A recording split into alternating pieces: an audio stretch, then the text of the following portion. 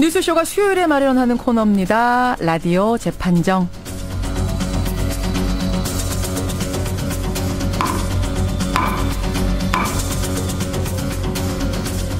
라디오 재판정. 오늘도 두 분의 변호인 나오셨습니다. 노영희 변호사님 어서 오세요. 네, 정말 나라가 시끄러운데 건강들 하신지 걱정입니다. 오늘의 인사말은 건강들 하실까요? 손수 변호사님 어서 오세요. 네, 안녕하세요. 참 요즘 뭐 법조인들도 어디 가나 다 최순실 씨 얘기죠? 네, 너무너무 정말 얘기가 많은데요.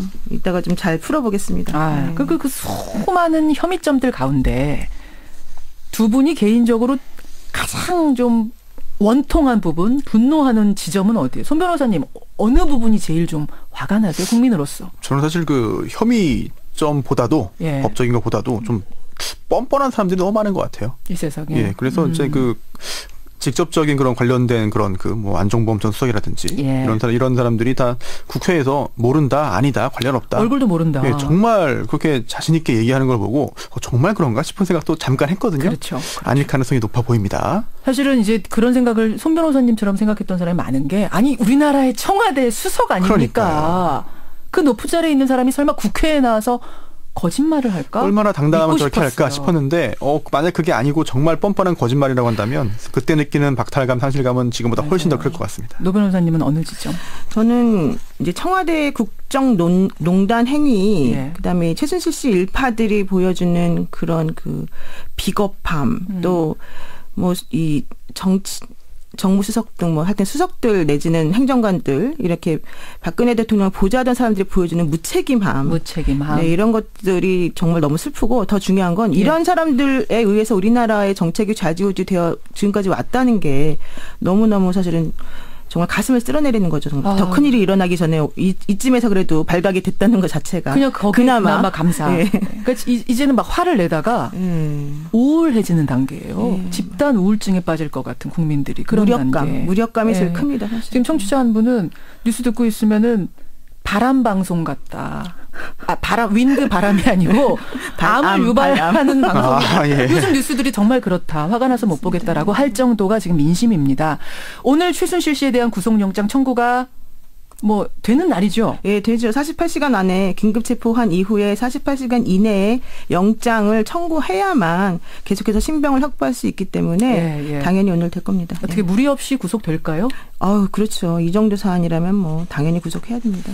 그래요. 손 변호사님도 그렇게 생각하시고요. 나중에 뭐 유죄인지 무죄인지는 더 따져봐야겠지만 이 영장을 청구하고 영장이 발부돼 있는 데 있어서는 큰 문제는 없을 것 같습니다. 문제 없을 거다. 참 온 국민이 조롱을 당한 듯한 희롱을 당한 듯한 느낌에 분노하고 있는 지금의 상황. 그래서 우리 라디오 재판정에서도 다른 재판을 여기다 올린다는 게 참 민심을 거스르는 것 같아서요. 오늘은 변론 대결 대신 최순실 과연 어떤 죄를 적용할 수 있을까? 형량을 과연 얼마나 줄 수 있을까? 이 두 가지를 놓고 얘기를 좀 해볼까 합니다. 우리 애청자 여러분도 배심원으로 참여를 하시면 됩니다. 들으시면서 의견 주시고요. 내가 재판관이라면 이런 죄명, 이런 형량 주겠다. 샵 1212 50원의 단문 100원의 장문 유료 문자고요. 카톡과 레인보우로도 참여하시면 됩니다. 샵 1212를 활짝 열어놓고 두 분과 이야기 나눠보죠. 노 변호사님. 네네. 조금 뭐 성급한 질문일 수도 있겠습니다만 최순실 씨의 형량 어느 정도로 예측이 가능합니까? 사실 저는 지금 이 상황이라면은 무기징역까지도 가능한 것이 아닌가 이런 생각을 합니다. 무기징역이요? 그냥 마음속으로 그냥 막연하게 무슨 그런 바람 희망이 아니라 무슨 근거가 있습니까? 예, 그렇죠. 이제 지금 현재 논의되고 있는 혐의점이 여러 가지가 있는데 뭐 최 씨 국정농단 행위나 뭐 기밀 유출과 같은 사안이 워낙 중한 죄에 해당이 되고 국민적 공분이 크지만 여기서 이제 예를 들어서 그러니까 미르재단과 K스포츠재단의 기금 모집하는 과정에서 이 사람이 보여준 행태를 잘 보면 이게 요즘 검찰에서도 얘기하고 있지만 제3자 뇌물죄라고 하는 것을 좀 적용할 수가 있거든요. 제3자 뇌물죄. 이런 것들이 적용이 되게 되면 그 형량이 최고 수위가 무기징역까지 가능합니다. 그러니까 제3자 뇌물죄에서 줄 수 있는 형량이 기본적으로 무기징역이 있긴 있군요. 네, 무기징역까지 가능하기 때문에 지금 이 사람에게 쓰여지고 있는 혐의점이 모두 사실로 인정이 된다면 그 죄들의 무게를 합쳐봤을 때 무기징역까지 가능한 것이 아닌가라는 생각이 듭니다. 손소 변호사님 어떠세요? 일단 그 엄청난 분노를 느끼고요. 또 참 가늠할 수 없을 정도의 박탈감과 상실감을 저 역시 느낍니다. 물론이죠. 네, 또한 따라서 최대한 엄정하고 강력한 처벌이 필요한데 형량은 생각보다 높지 않을 수도 있다라는 생각이 듭니다. 왜 그렇게 생각하세요? 일단 어떤 죄가 성립하는지를 냉정히 살펴봐야 되고요. 어허. 또 하나가 이제 특히 이제 검사가 기소를 해야 법원은 그 부분에 대해서 유죄무죄 판단을 하는 거거든요. 그렇죠. 검사가 기소를 안 하거나 못하면 그 부분은 아예 재판도 받지 못합니다. 또한 검사가 증거를 제출하는 거예요. 검사가 증거를 제대로 제출하지 않거나 아니면은 오히려 이제 수사 과정에서 수사가 목적이고 처벌이 목적이 아니라 오히려 지금 이제 피의자의 어떤 그 힌트를 주는 식으로 수사를 구성해서 꾸려간다면 정말 뭔가 지금 뭐 거대한 게 움직이고 있는 거 아니냐. 그런 의혹도 있거든요. 이런 얘기가 나오는 실제로 마당이니까. 그렇게 흘러간다면은 이거는 형량을 따지기 전에 여러 가지 빠져나갈 곳이 생기지 않겠느냐 하는 우려도 있습니다. 그러니까 이제 노 변호사님은 정말 검찰이 모든 죄를 완벽히 밝혀내서 확실하게 혐의를 입증해낸다라는 가정하에 무기징역 말씀하신 거고 손 변호사님은 사실은 그조차 좀 어렵지 않겠느냐. 이 말씀을 하시는 거예요. 노 변호사님도 비슷한 생각 하시는 거죠? 그 부분에 네, 대해서. 그런데 하나 그 전에 말씀드릴 거는 뭐냐면은 지난번에 대통령 사과가 25일 날 있었단 말이죠. 근데 대통령이 사과하기까지 아마 그 이제 소위 김기춘 내지는 우병우 전 민정수석과 관련되어 있는 분들이 큰 그림을 그려놓고 이제 속칭 말하는 왁구를 다 짜놓았다. 아웃라인. 네, 그래서 왁구라는 표현은 좀 자제해 주시고요. 네, 그래서 그 이후부터 이게 되게 날짜별로 순차적으로 사람들이 속속속속 검찰에 스스로 막 가서 진술을 하는 방식으로 지금 일이 진행이 되고 있는 모습을 맞습니다. 보았을 때 이 사람들이 그냥 보통 사람들이 아니거든요. 그러니까 무언가를 해놓지 않았을까 하는 의심이 들어요. 만약에 그런 의심이 맞다면 손 변호사님 말씀하시는 것처럼 흘러갈 가능성도 사실은 배제할 수 없기 때문에 이 시기에 우리 국민이 단합해서 정말 훌륭하게 이 상황을 처리할 수 있는 모습을 보여야 되겠습니다. 그래요. 형량을 예측해보는 이유는 이 사안의 심각성을 좀 민심을 숫자로 가늠해보자 이런 의미도 뭐 담겨 있는 겁니다. 우리가 재판관은 아닙니다만 벌써 막 들어오고 있어요. 김은영님은 국민을 기만하고 국가 권력을 이렇게 휘두른 것은 이분은 내란죄에 해당하는 거 아니냐. 이 정도까지 생각이 든다 하시고요. 5481님은 무기징역에다 평생 독방이다. 외부와의 접촉을 차단해야 된다. 이 정도로 화가 난다라고 하셨고 모든 친인척과의 접촉도 차단해야 된다. 이게 민심이다. 라는 표현도 주고 계세요. 얼마나 화가 나셨으면. 자, 그럼 하나하나씩 법적으로 좀 따져보죠. 정말 여러 가지가 있습니다. 아까 저희가 평창 동계올림픽에 개입한 정황도 이야기를 드렸고, 학력을 위조한 채 유치원을 했다는 뭐 이런 얘기 여러 가지가 있습니다만, 큰 축으로만 본다면 하나의 큰 축이 최 씨 일가의 치부 과정입니다. 부를 축적한 과정. 여기에 관여된 사업으로 추정되는 걸 뭐 다 들여다보겠지만 이제 지금 이미 드러난 건 미르와 K스포츠 재단이죠. 우선 그것만 가지고 좀 생각을 해보겠습니다. 미르와 K스포츠 재단과 관련해서 지금 나오고 있는 죄명이 이제 제3자 뇌물죄라는 건데 이게 뭡니까? 제3자 뇌물죄가? 제3자 뇌물죄라고 하는 거는 그 공무원이나 그 공무원의 행위에 가담한 공범자들이 그 자기가 아닌 다른 사람, 예를 들면 여기서는 미르재단이나 K스포츠 재단과 같은 법인이 됩니다. 그런 법인을 내세워서 경제적 이득을 보게 했을 때, 그러니까 표면적으로는 미르재단과 K스포츠 재단이라고 하는 법인에게 돈을 주도록 했기 때문에 본인이 수리한 건 아니지 않습니까? 제3자는 그럼 미르나 K스포츠가 그렇죠. 되는 거예요? 그래서 그 법인에게 경제적 이득을 보게 했을 때 성립하는 범죄인데 지금 안종범 수석이 어제 경찰에서 오늘 밝혔나 그랬죠. 박 대통령의 지시로 이 모금을 했다. 검찰에다 얘기한 건 아니고 측근한테. 오늘 이제 검찰 출두하기 전에 측근한테 그랬답니다. 나 시켜서 일한 것뿐인데. 참네요. 어쨌든 그런 얘기를 들어보면은 최순실 씨하고 안종범 수석이 사실은 이 미르재단의 그 모금 과정에 관여한 게 당연히 드러나고 있고 또 하나는 최순실 씨에게 직접 대기업에서 돈을 직접 지급했다라고 하는 얘기도 지금 나오고 있는 상황이거든요. 이제 이런 식으로 본다면은 최순실 안종범이 공모하고 기업에 뇌물을 제공해달라고 요구를 한 셈이 되고 미르나 뭐 K에서는 뇌물을 수수한 것이 되기 때문에 물론 이제 기업들은 우리는 피해자다. 우리는 달라고 그래서 그냥 기부하는 줄 알고 준 건데 이게 말이 안 된다라고 주장하고 있지만 괜히 줍니까 돈을? 774억이나 되는데.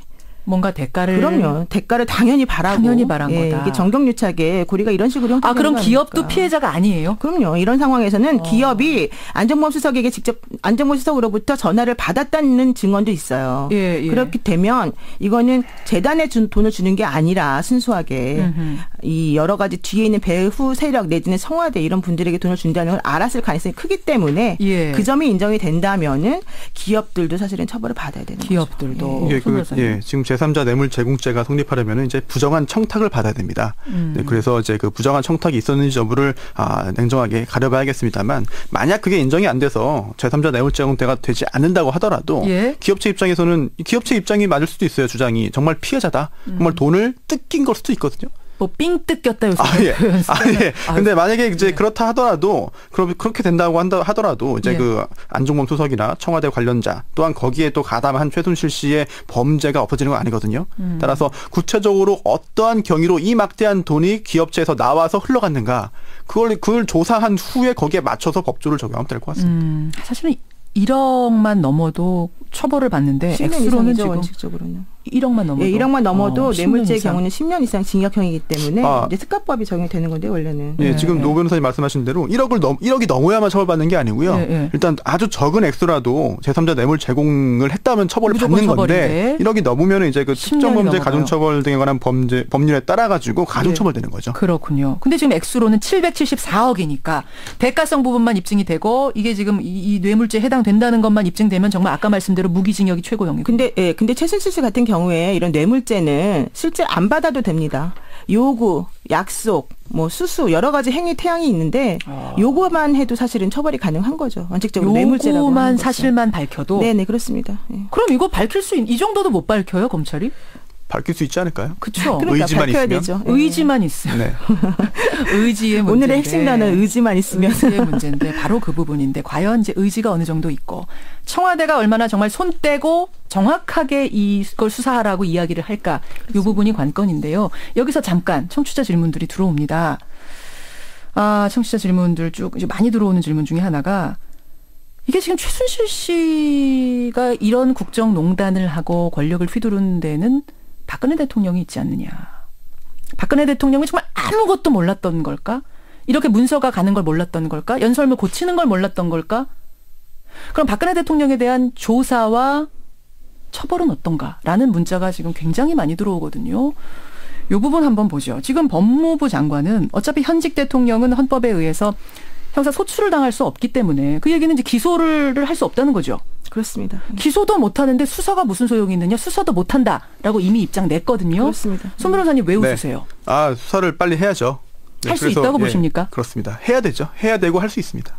할 수 있습니까? 그렇습니다.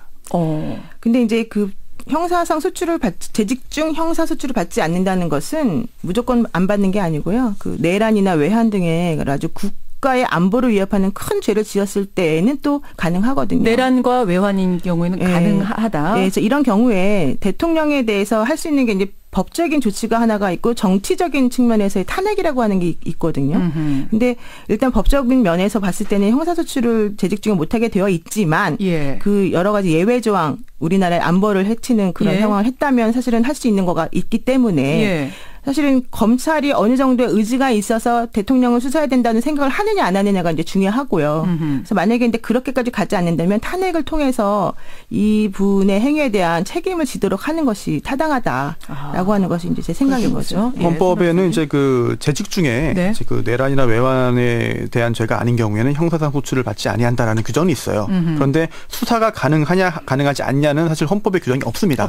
따라서 헌법의 해석 문제인데요. 그래서 뭐 된다 안 된다는 학설들이 다 존재해요. 그런데 오히려 수사 가능하다는 의견이 더 많은 것 같고요. 또한 그런 게 누가 더 어느 학자가 더 많냐 그걸 따지는 게 큰 의미가 없을지 몰라도 지금 상황에서 보자면은 수사의 필요성을 부인하기 어려울 것 같습니다. 왜냐하면 이번 그런 최순실 관련 사태에 있어서 결국은 대통령이 관여되었느냐 또는 대통령으로부터 명령이 나왔느냐 혹은 대통령이 알았느냐 도대체 최순실 씨가 어떻게 대통령 뒤에서 이렇게 일을 했느냐 등등을 밝혀내야 진상이 다 드러나는 그렇죠. 건데 대통령에 대한 수사를 안 해버리면 예. 사실은 이 진상이 드러날 수가 없습니다. 최순실 씨 혼자 얘기하는 거 가지고 해야 되는 거잖아요. 그렇습니다. 지금. 그렇다면은 정말 의지가 있고 의욕이 있고 진실을 밝히려는 그런 그 생각이 있다면 예. 대통령에 대한 수사를 피해갈 수가 없겠고요. 또 하나 이른바 진박이라고 불렸던 예. 지금도 불리고 있는 그 정종섭 국회의원이 있습니다. 이제 서울대 교수 출신이고요. 헌법학 예. 교수고 헌법학 원론이라는 저서가 있습니다. 유명한 책인데요. 거기에 이 부분에 대한 언급이 있습니다. 그분이 쓴 책에 직접 쓴 책이 있습니다. 책에 예, 수사 가능하다고 합니다. 가능하다고. 그렇습니다. 심지어 이제 그 압수수색 등도 가능하다는 의견을 강력하게 이제 책에 기재를 했었는데요. 이런 것을 볼 때 학계의 그 일반적인 의견 아닙니다만 학계에서 충분히 수사 가능하다는 의견도 있거든요. 알겠습니다. 이것도 참고해야 될 것 같습니다. 잠깐만 제가 한마디 말씀드리면 예. 이 시점에서 우리가 짚고 넘어가야 될 게 하나가 더 있습니다. 뭡니까? 뭐냐면 우리 얼마 전에 청와대 압수수색 했지 않았습니까? 검찰에서. 근데 임의제출이 원칙이기 때문에 처음에는 압수수색에 응할 수 없다고 했고 맞아요. 한 이틀인가 있다가 결과적으로는 이제 임의적으로 7상자에 해당하는 자료를 줬어요. 내줬어요. 예. 그렇다면 박근혜 대통령이 정말로 이런 죄를 저질러서 수사를 받을 수 있을지 없을지를 판단하는 기준이 되는 게 원래 청와대에서 나오는 자료들이어야 되는 건데 아하. 과연 청와대로부터 임의적으로 제출받아서 받은 그 자료에 예. 이 박근혜 대통령의 그러한 혐의를 입증해 줄 만한 증거 자료가 들어있을지 그게 좀 의심스럽다는 거예요. 왜냐하면 이게 유명무실한 압수수색이었고 면죄부를 주기 위한 압수수색이었다는 얘기가 많기 때문에. 그렇죠. 예. 그렇죠. 알겠습니다. 자, 그 부분 짚었고요. 또 다른 한 축이 이제 국정농단 부분입니다. 처음에는 이제 연설문 고쳤다라고 해서 국민들이 열을 받았는데 지금 보니까 연설문은 차라리 애교예요. 뭐 각종 정책 결정에 구석구석 입김 안 닿은 곳이 없다는 정황들 나오고 있고 또 제2부속실이라는 게 있습니다. 대통령의 배우자를 보좌하는 부서인데 지금 거기에서 최순실 씨를 보좌해야 했다는 거 아닙니까? 청와대 비서관이 보내준 차를 타고 프리패스로 검문 없이 청와대를 들락달락거린 증언까지 지금 나오고 있는데 이건 어떤 죄가 성립이 되나요? 근데 사실 제가 봤을 때는 최순실 씨가 제2부속실을 사용한 거는 당연한 것 같습니다. 이분들의 사고방식에 의하면.